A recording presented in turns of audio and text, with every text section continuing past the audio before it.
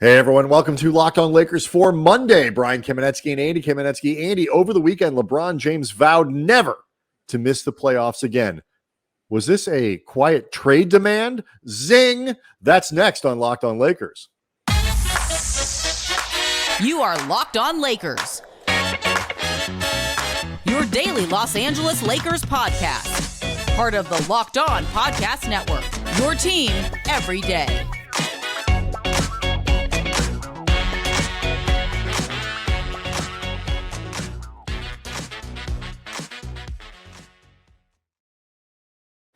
Thanks to everybody for making Locked On Lakers your first listen of every day, Monday through Fridays, and sometimes Saturdays and Sundays. We get this thing up for you bright and early, so you always have Lakers content available for you.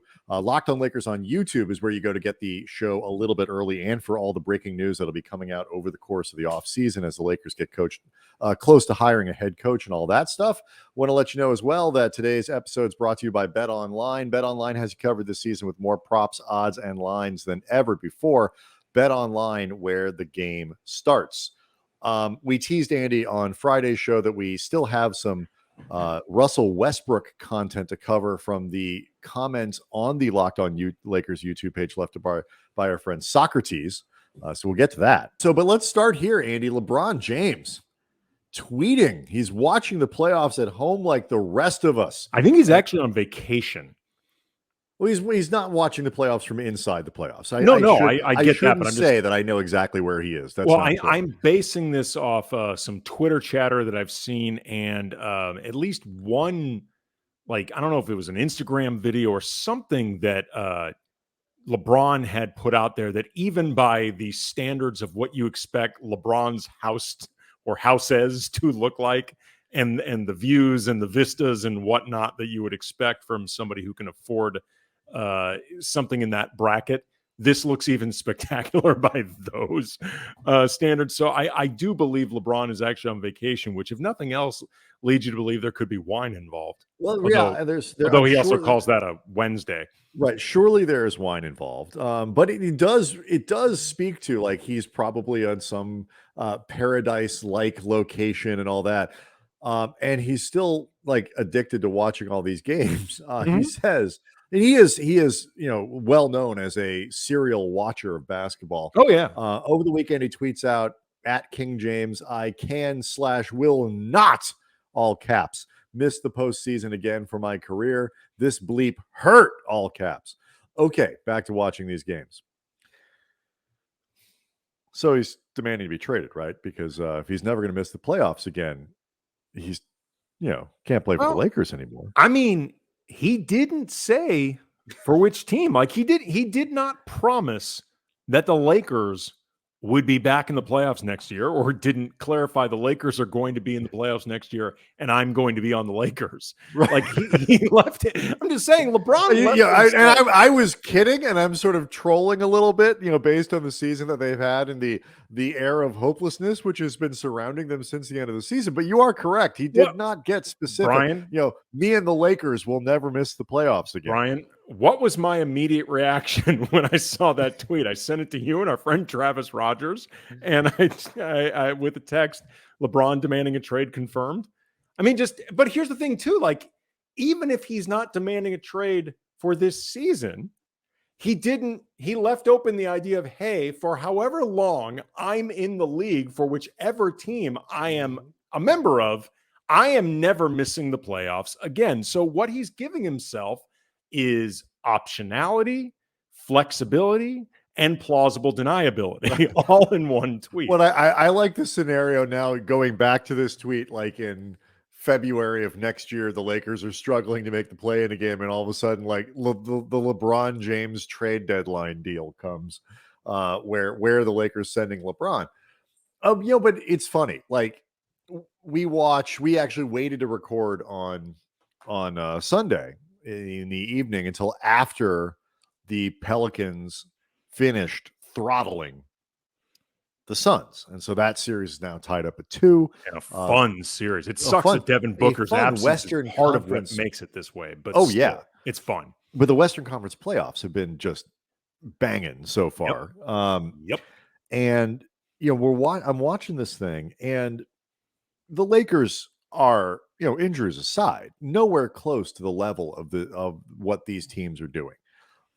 They have a ton of ground to make up before you can start to consider them, certainly a title contender. And, LeBron didn't say, I'm going out, we're going to win another title next year, or whatever. He said, I'm not missing the playoffs. And it reminded me of Friday's show, Andy, because we had a conversation about kind of what the Lakers could sell, both to LeBron and both to fans. And I agree with you that the organization is never going to recalibrate. We're just going to make the playoffs and all this kind of stuff. But I do wonder if the disaster of this season gives LeBron, presumably with the Lakers, but AD and whatever else is here, an opportunity for some humility where they can go into the season and say, man, last year was a disaster. We have a ton of work to do to get to the level of these teams that were so far. We think to get there, we're going to be in the playoffs this year. We're going to do better, whatever. But they need some of that. They need some humility in what they did, because going into this year, the feeling was what we all talked about. If Anthony Davis doesn't get hurt, we win that series, and maybe we still continue on and maybe get to a conference finals or even a finals again. I feel like going into this year without some of that, going into next year, I should say, would be helpful. Well, I mean, first of all, regardless of how they actually feel heading into next season with whatever the hell the roster is going to look like, I mean, the Westbrook factor notwithstanding, it's going to look very different. We're getting there. Yeah, but it's going to look like a different roster next year. I mean, I'd like to think they're not going to run this one back.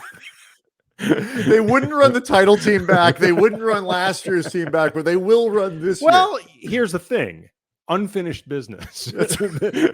This team right now, I think it left a sour taste in everybody's mouth.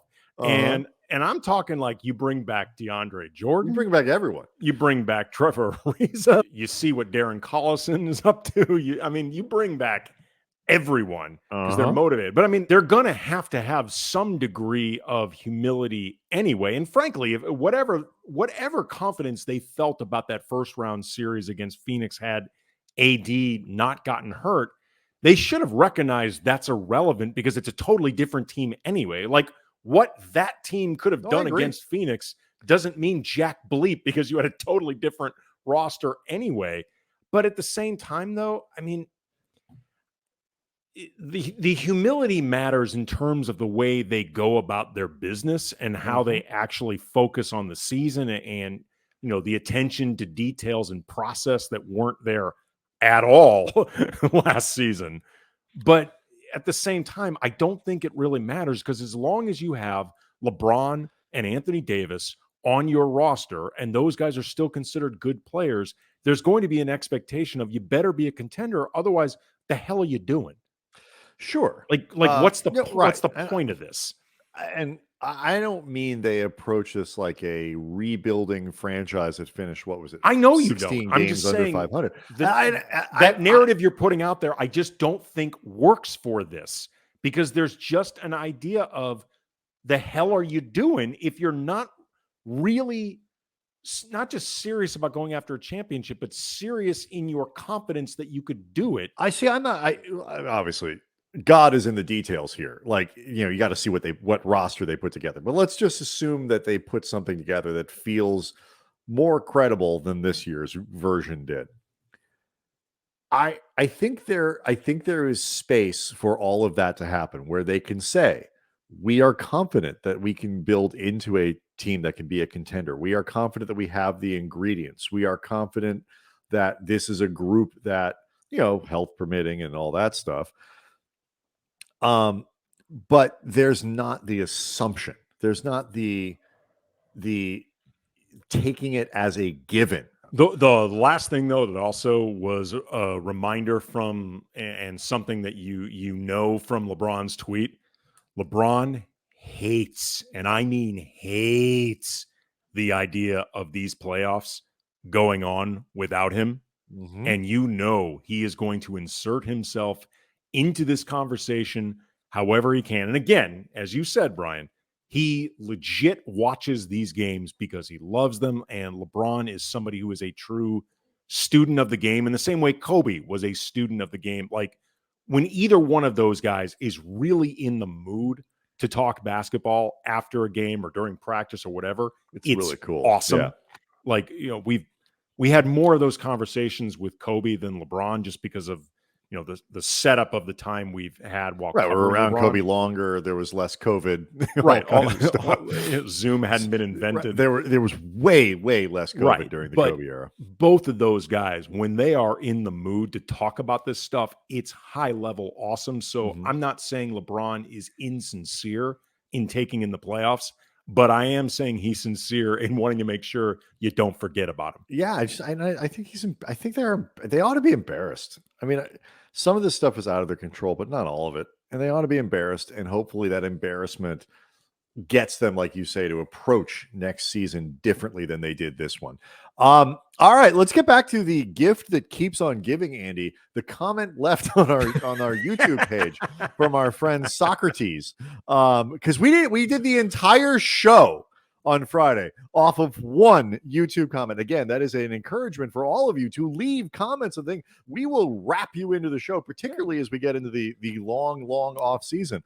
So yeah, we'll get to Socrates part 4 next. Locked On Lakers brought to you by Athletic Greens. I started taking AG1 because I'm someone who's always trying to look for different ways to improve my health by adding vitamins, improve my immune system, better digestion, the whole nine. But I don't have time to do all this stuff separately. I got to think of stuff to talk about for this show. And that makes Athletic Greens AG1 just perfect for me. It's 75 high quality vitamins, minerals, whole source, superfoods, probiotics, adaptogens, all in one shot. It works for any dietary lifestyle under the sun. Athletic Greens is a company created because their founder experienced gut health issues, and he ended up on this complicated, like this word, supplement routine to recover. It cost him $100 a day. He decided there had to be a better way because any way would be better than that. And he came up with a solution. God, man, of course there is. Yeah, I mean, bad health is a better solution than that. But he ended up coming up with a better one. It costs less than $3 a day. And to make it easy, Athletic Greens is going to give you a free 1-year supply of immune-supporting vitamin D and 5 free travel packs with your first purchase. All you have to do is visit athleticgreens.com/NBA Network. Again, that's athleticgreens.com/NBA Network. Take ownership over your health and pick up the ultimate daily nutritional insurance. Yeah, my banana, scoop of AG1, almond milk. That's what I've been doing in the mornings. Good Andy, stuff. The actual Socrates did not live as long as this question that we've been using from Socrates left on the YouTube channel. So go back and listen to the show for Friday if you want to hear the other part of it. But the part we didn't get to actually had to do with Russell Westbrook. So it's like comment. Next title, maybe 2035. If they're lucky, more likely 2040. But hey, a bubble championship 2020. We covered that a lot. Or blow it up, trade 8. This is the part everybody needs to listen to. Or blow it up, trade AD and LBJ for as much as you can get. Let Russ play out his contract without spending assets to get rid of him and jumpstart the whole process. With any luck, in 3 to 5 years, you're a contender again. We've talked about what if the Lakers try to rebuild? What would that look like? And that would include, obviously, you have to trade Anthony Davis, you have to trade LeBron James. Hopefully that brings a pretty good haul of young players. Hopefully that brings a pretty good haul of draft picks. If you really want to maximize that, though, Socrates is exactly right. You actually keep Russell Westbrook because you can't afford to give up assets just to trade him. So in this scenario, Andy, of the big 3 from last year, it would be Russ who's here next year running the team and leading the team, and not either one of those guys. Yep. You got one season with Russ as the franchise face, cover of the media guide, leader of the locker room, the veteran, Brian, that everybody takes their cues from, or the guy that is paid to stay home and not even allowed to enter the crypt for a Kings game or a concert. one or the other. But either way, Russ becomes that dude who's taking up half of your cap, and you do it because that's the necessary measure. Like what you always have to remember is, if you're going to tear it down, you got to do that without mercy or favor. Got to tear it all the way down. It's just it's funny to me. Like, rebuilding is a weird thing, and it is a challenging process. It's a difficult process, and it's one that I don't know if Lakers fans are totally adjusted to. But the hard part would be this sort of merciless thing where you say, like, can you imagine they trade LeBron, they trade Anthony Davis, and they keep Russell Westbrook? Like, the vibe around the group, they'd almost have to buy out Russ at that point, because fans, while even they might get it, would be so just angry because they can't even play for a draft pick. Like, the draft pick, you can't tank. It's actually like, that's another part of this that would be very strange. Like, the Lakers wouldn't have much value in tanking between the pick swaps and the swaps and the picks that go to New Orleans anyway outright. They would be rooting for other teams to lose. So in some ways that actually might be kind of better. Like, the Lakers could go out and try to win as many games as there's no incentive to lose. But the idea of doing that with Russ as your guy out front, I mean, that could get real ugly real fast. I guess if you're looking for the glass most half empty version of this possible, a team that allows Russ to just be Russ will probably get the most enthusiastic version of Russell Westbrook. I would absolutely draft him in my fantasy league. Oh yeah, he would put up massive numbers, as long as he could live with the lack of shooting percentages. Here's what's also really interesting, though, about the idea of, the scenario that we're talking about, that, for what it's worth, I don't think either one of us anticipates. No, I don't think it'll happen, but it's an interesting thing to think about. But, it would only happen, I think, if LeBron and AD force the Lakers' hand. I mean, you could argue about whether or not it would actually be in the Lakers' best interest to start a rebuild quicker than they had planned and get out earlier than this, in this relationship with LeBron and AD, earlier than expected than later. But sure, neither one of us expect this. But what's interesting about this, though, and this is something we're going to get into when we talk about Russell Westbrook trade scenarios during this show and down the road till when it, I think, eventually happens, the commonality between Russ being the one guy left over in a theoretical rebuild and the way the Lakers have to go about thinking about a trade for him is, in either scenario, I think you can't attach assets to Russ for the sake of getting rid of him. Can't do that. Okay, hold on to that for a second, because there's been obviously a bunch of different potential Russell Westbrook trade scenarios that have been thrown out there, all very speculative, very hypothetical. Here are where the numbers work kind of places. Here's what could make some sense. Not just lining up salaries, who says no, like trade machine fun style. So let's talk about that next, because your point is an interesting one, and it really obviously plays into what the Lakers might be able to get back. We'll do it next. Locked On Lakers, brought to you by Built Bar. Eating smart, but also eating enjoyably. It has never tasted better. You can treat yourself while still keeping healthy and not feeling guilty about it. If you have not tried the Puffs, for example, you are missing out on one of Built Bar's best tasting bars. They are the first ever protein-infused marshmallow, which is something I never even thought was possible, but yay, science in 2022. They're fluffy, marshmallowy, not just a protein bar. They're a treat covered in 100% real chocolate. They got awesome flavors like cinnamon churro, coconut marshmallow, banana cream pie. They're all awesome. And again, covered in 100% real chocolate. A typical candy bar, like 200 to 300 calories worth of just empty nonsense. Most Built Bars, they're only 130 calories, only 4 grams of sugar, only 4 net carbs, but 17 grams of protein. And that's what you actually want. And they're always coming up with really cool, interesting, unique flavor combinations. So go to Built.com, use the promo code LOCK15, get 15% off your order. Again, promo code LOCK15, 15% off at Built.com. Okay, Socrates, you're done. All right, your time is over. You've had enough. You're welcome to leave another comment, but we're probably gonna have to put you at the back of the line. Well, not necessarily. If it's as good as the last one, that's Socrates true. And gets look, jumped. It's just the amount of stuff we're going to be churning through this year. Yeah. The line could go quickly. Look, we can reuse Socrates every single show. He's never getting paid. I don't care. Whatever. So we have not spent a whole lot of time looking yet into some of these hypothetical Russell Westbrook trades. I think both of us agree. I am 100% in alignment with you. The Lakers would be worse by a lot to trade Westbrook with picks just to get rid of him, to attach a first rounder and a second rounder, 2 first rounder, like for John Wall or something like that, for something that's not necessarily going to help them in an obvious way.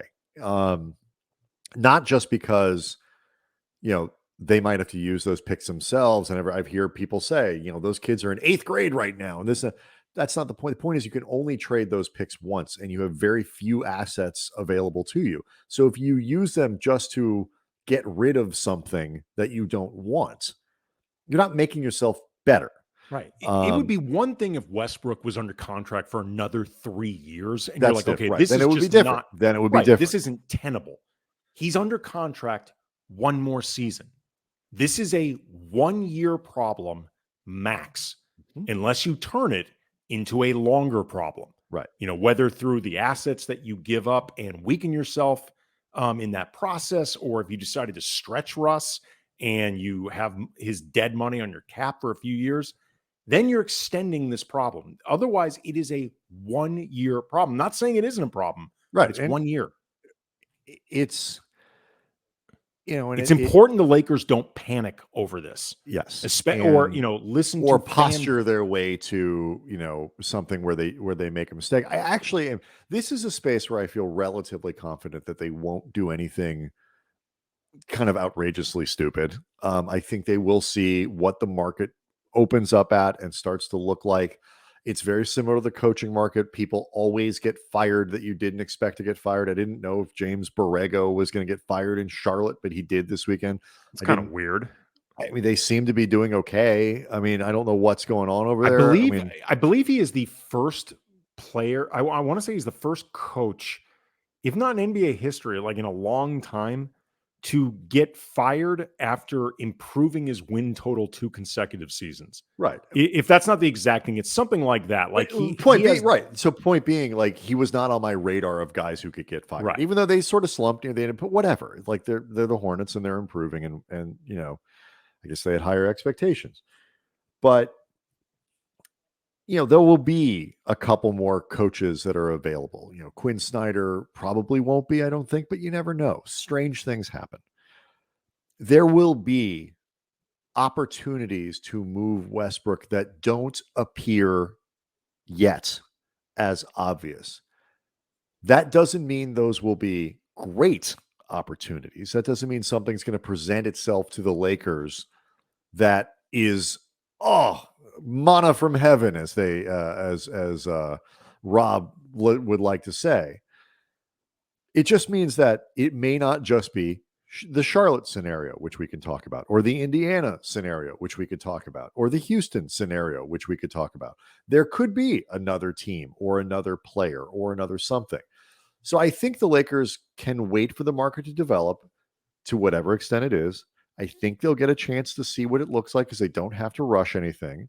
And I am relatively confident that they won't do anything blindingly stupid. Are you as confident about that as I am? It depends on how much, I guess to some degree, it depends on how much pressure Rob Pelinka feels he's under. We saw what happened, in the summer of 2016. And I guess to be fair to Jim and Mitch Kupchak, Jim Buss and Mitch Kupchak, they were not the only people running basketball ops for a different team who signed some player to a very large, that was the year that happened. Like all sorts of dudes were. Yeah. The off season of the unexpected cap spike where just franchises were throwing around money like drunken sailors and regretting them the next morning when the bar tab came in.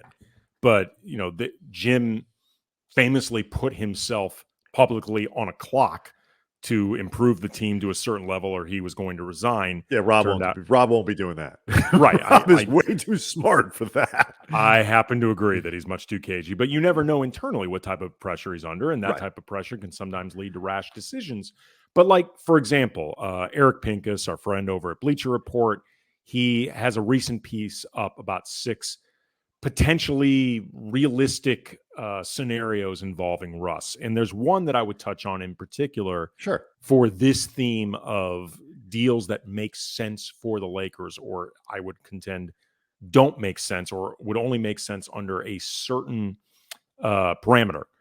The Thunder have about $32 million of cap space right now, which wouldn't be enough to take in Russ, because Russ is owed 44 before his next salary kicks in.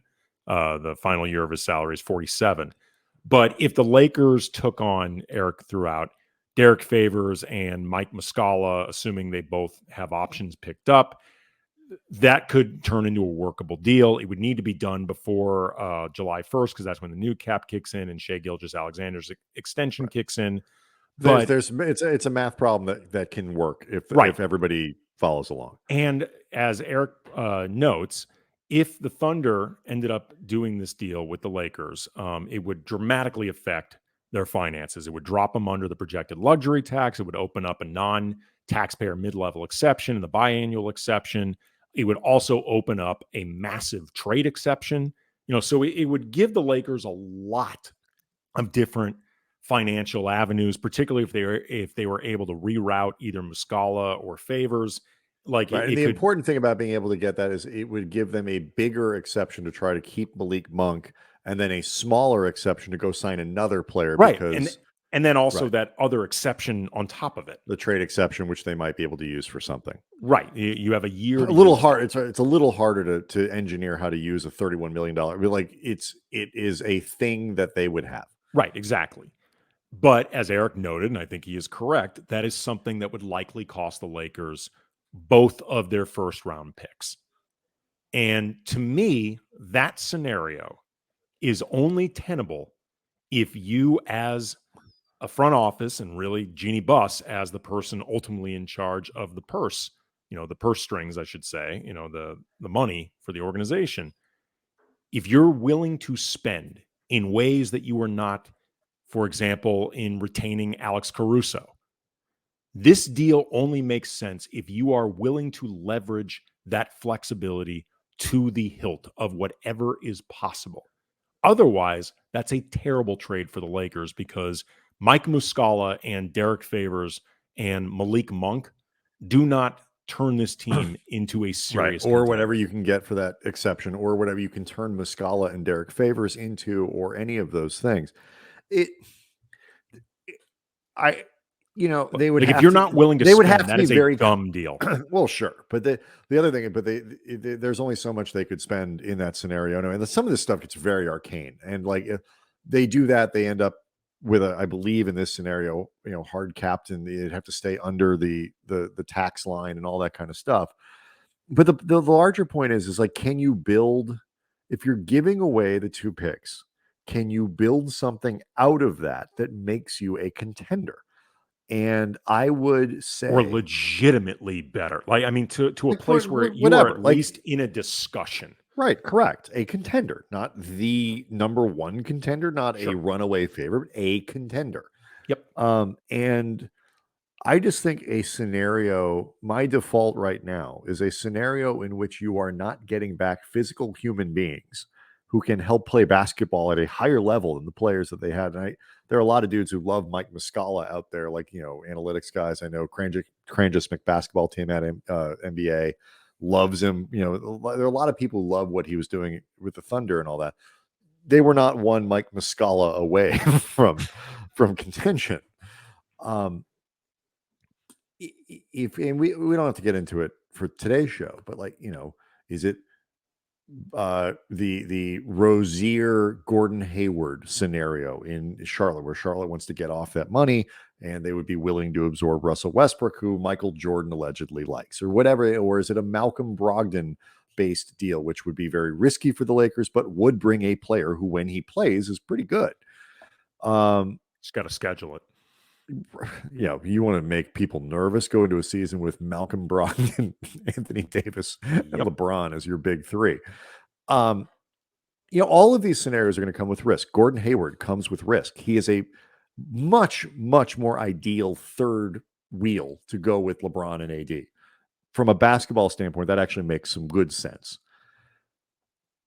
But it's got, for me, and we can stop here, it's got to be physical human beings, because the biggest gap between the Lakers and all these other teams is the amount of good players that they have.